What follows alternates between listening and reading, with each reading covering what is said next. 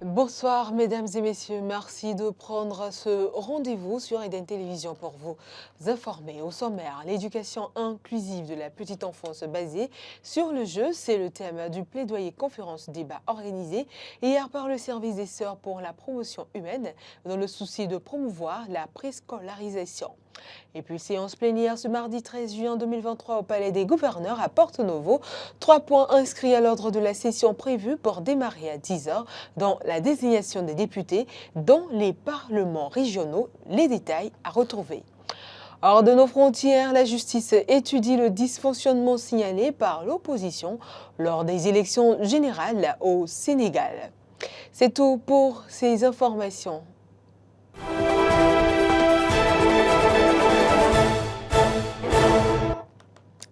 Bonsoir à tous.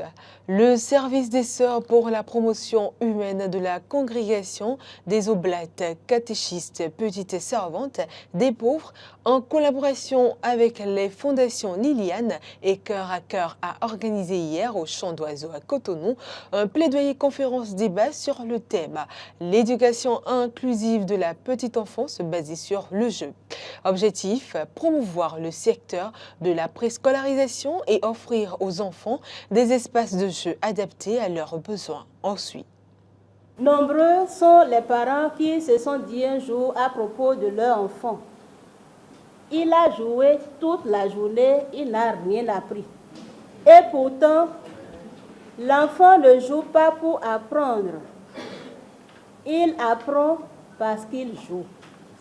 C'est donc pour montrer l'importance du jeu dans l'éducation de la petite enfance que ce plaidoyer conférence débat est organisé. L'activité va permettre non seulement de reconsidérer la valeur ajoutée des jeux dans la vie et le développement harmonieux des enfants, afin d'assurer des adultes responsables pour le développement de nos sociétés, mais aussi de montrer la nécessité de promouvoir la préscolarisation. Nous voulons rappeler aux parents, aux autorités et responsables à divers niveaux, aux acteurs de la défense des droits des hommes que nous constituons, l'importance des jeux dans le processus de développement et de l'épanouissement de nos enfants, en particulier ceux handicapés.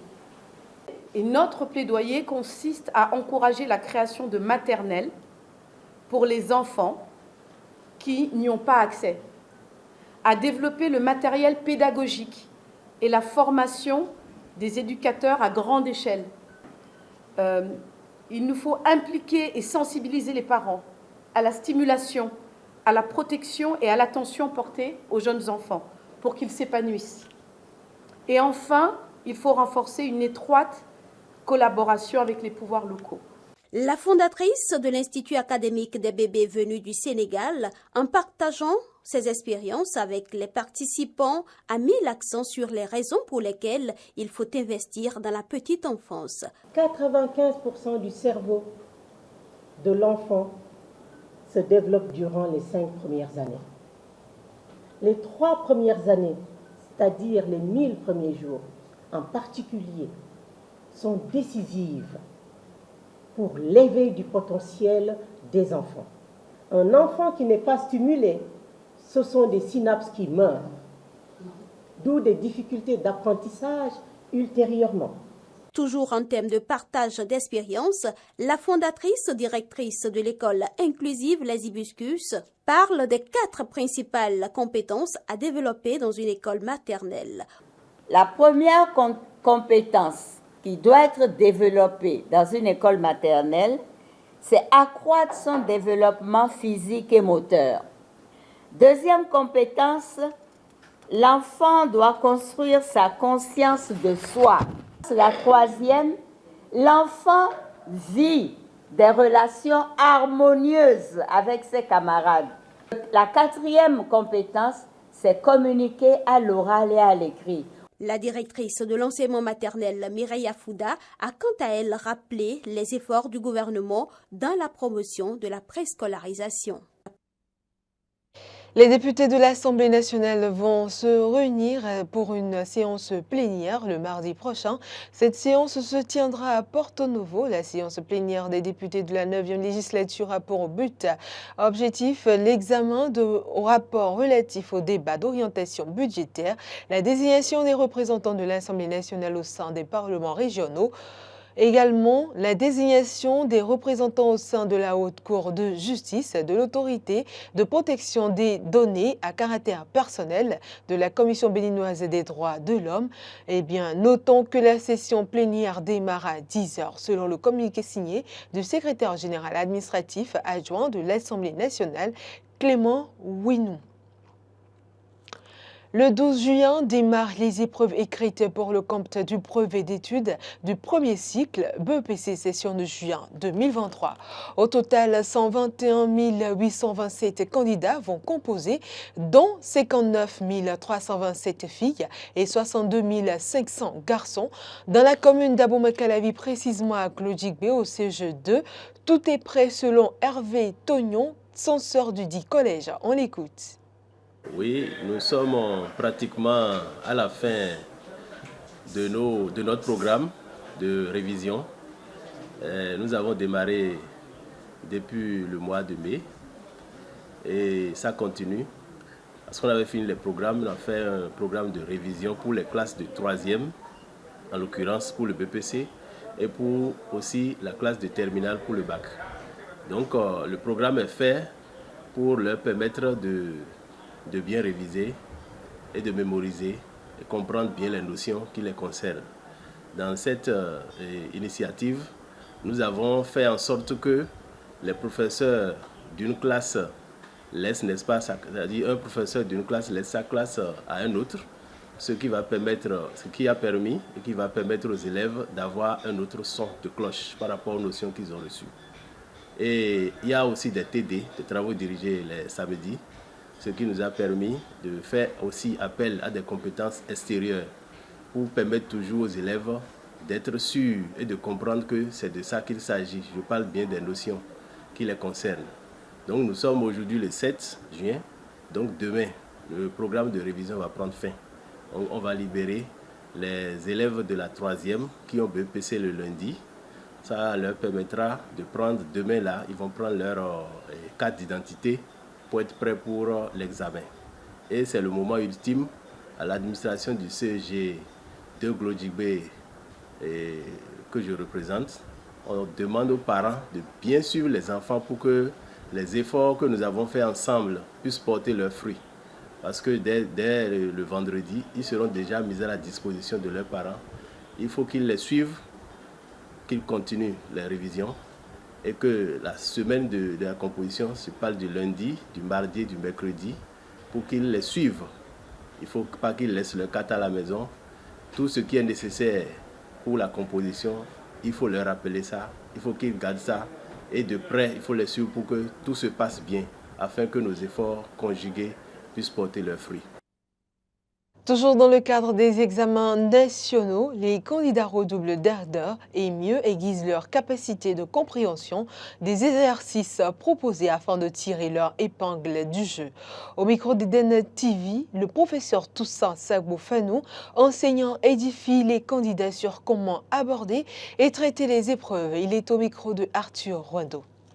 La première chose que j'exige de tous nos candidats, c'est d'être d'abord optimiste. Forcément, quel que soit alpha, quelles que soient leurs conditions de vie, il faut qu'ils se disent « je vais à cet examen pour le décrocher, le ramener à mes parents, tout comme ceux qui m'ont précédé l'ont fait et ont réussi, parce qu'ils n'ont pas de tête. » Ça fait un. Deuxièmement, il faut qu'ils surveillent leur santé et leur alimentation. Et c'est là qu'intervient le rôle des parents. On ne s'empitrer de je ne sais quoi pour dire mais au béton souhait. On mange du haricot, on met du gari dessus et puis on prend tout ça avec du pain. C'est dangereux pour l'organisme. Il faut manger léger, boire beaucoup d'eau, prendre des choses naturelles, les légumes, ainsi de suite, et puis ne pas s'intoxiquer sur le plan alimentaire. Les révisions qu'on fait lorsqu'on est on est à quelques jours des examens, doivent être des révisions intelligentes.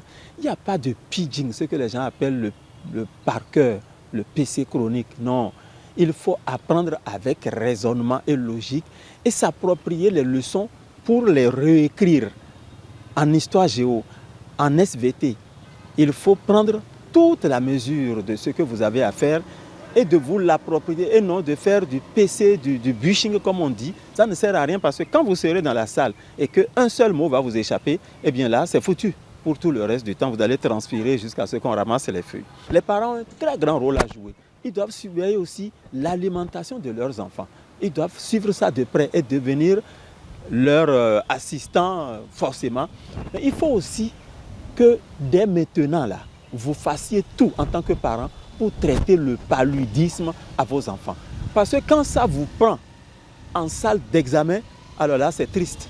Vous faites de la température, vous n'avez plus votre tête au travail, vous êtes vraiment courbaturé partout. C'est pour cela qu'il faut prévenir ce palu-là, le traiter aisément. Il y a plusieurs façons de traiter le palu, donc il faut y penser. Et vous devez aussi, une fois dans la salle, éviter d'être agité. Je regarde derrière, je regarde ici, parce que j'ai des camarades de classe que je retrouve là. Non, non, non, non, non. Quand vous êtes dehors, que vous voyez, saluez-vous, embrassez, vous faites tout ce que vous voulez. Mais dès que vous êtes en salle, attention. Si vous restez quelque part, vous dites, parce que vous êtes ci ou ça, ce n'est pas prudent. Donc voilà un peu quelques-uns des éléments, il y en a d'autres. Moi, je les ai classés en 7 rubriques et je crois que c'est ce que je parle. Une autre actualité à présent, la phase de sélection au recrutement militaire a démarré ce 9 et s'étendra jusqu'au dimanche 11 juin, le chef d'état-major général des forces armées béninoises a informé les jeunes filles et jeunes gens de 18 à 30 ans préalablement enregistrés lors de la phase d'inscription au concours de recrutement militaire spécial pour le compte de l'année 2023 qu'il sera procédé à la sélection dans les chefs-lieux des 12 départements. Une sélection qui consistera en une course à pied sur 6 km pour les filles et 8 km pour les garçons, selon le communiqué du chef d'état-major général des forces armées béninoises en date du 31 mai. Rappelons que le rassemblement des candidats est prévu pour 6 heures dans chaque département. Le calendrier de passage des communes sera affiché dans les préfectures, a précisé le général de brigade Fructueux Bagdi. Hors de nos frontières à présent, plus de 3 mois après l'élection du nouveau président Bola Tinubu, la justice continue d'examiner les recours de l'opposition qui dénonce des irrégularités dans le scrutin. Ces derniers jours, les audiences étaient centrées sur les graves dysfonctionnements dans l'enregistrement et la transmission électronique des résultats lors des élections générales. Ensuite, plusieurs assesseurs et personnels de la commission électorale ont témoigné de leur expérience dans l'utilisation des BVA, ces machines électroniques censées enregistrer et transmettre les résultats du vote lors des élections générales du 25 février dernier. Ces personnes ont évoqué des dysfonctionnements lors de la transmission des données. Si les résultats de l'élection des assemblées ont pu être téléchargés sans problème, il s'est souvent avéré impossible de transmettre les votes de la présidentielle. Le candidat Atiku Abubakar, arrivé deuxième lors de cette élection, affirme dans sa plainte qu'un programme pirate a été installé pour intercepter et modifier les votes en faveur de l'APC et de son candidat au moment du transfert des données entre le BVA et le site web de la commission électorale. Le candidat du Parti travailliste, Peter Obi, a quant à lui demandé à interroger le personnel technique de la commission électorale au sujet de l'utilisation d'Internet le jour des élections, une enquête que le tribunal doit encore examiner. Les conseils de l'APC et de Bola Tinubu ont fait valoir que cette demande aurait dû être formulée bien plus tôt pour être valide. Des prisonniers de guerre ukrainiens détenus par l'armée russe ont été libérés vendredi 9 juin. Ils ont été remis à la Hongrie car ces soldats ukrainiens appartiennent à la minorité hongroise d'Ukraine. Le transfert a été annoncé par l'Église orthodoxe russe qui a servi d'intermédiaire. Depuis le début de l'invasion de l'Ukraine par la Russie, le gouvernement de Viktor Orban maintient des liens étroits avec le Kremlin et avec le patriarcat de Moscou. Au total, 11 prisonniers ukrainiens ont été remis aux autorités hongroises. On ne sait pas encore s'ils ont été transférés en Hongrie. Selon Budapest, aucun détail n'a filtré pour des raisons de sécurité. Ces soldats sont ukrainiens de souche hongroise. Ils sont originaires de Transcarpathie, une province du sud-ouest de l'Ukraine qui abrite une communauté magyare. Le Premier ministre hongrois Viktor Orbán a tissé des liens étroits avec l'Église orthodoxe russe. C'est grâce au soutien de Viktor Orbán que le patriarche Kirill, très proche de Vladimir Poutine, a échappé aux sanctions européennes. Aujourd'hui, en aidant à la libération de ses prisonniers, l'Église orthodoxe russe fait un geste envers la Hongrie. S'exprimant sur une chaîne télévisée hongroise, le Premier ministre hongrois, qui est chargé des affaires religieuses, a remercié l'Église de Russie. À Kiev, les autorités ukrainiennes ont salué le transfert des soldats ukrainiens aux autorités hongroises. Toutefois, le gouvernement ukrainien regrette de ne pas avoir été informé en amont et d'avoir appris par la presse la libération de ces prisonniers de guerre. Et c'est ainsi que nous refermons cette édition, mesdames et messieurs. Merci de nous avoir suivis. L'information se poursuit sur nos différentes plateformes en ligne. Au revoir.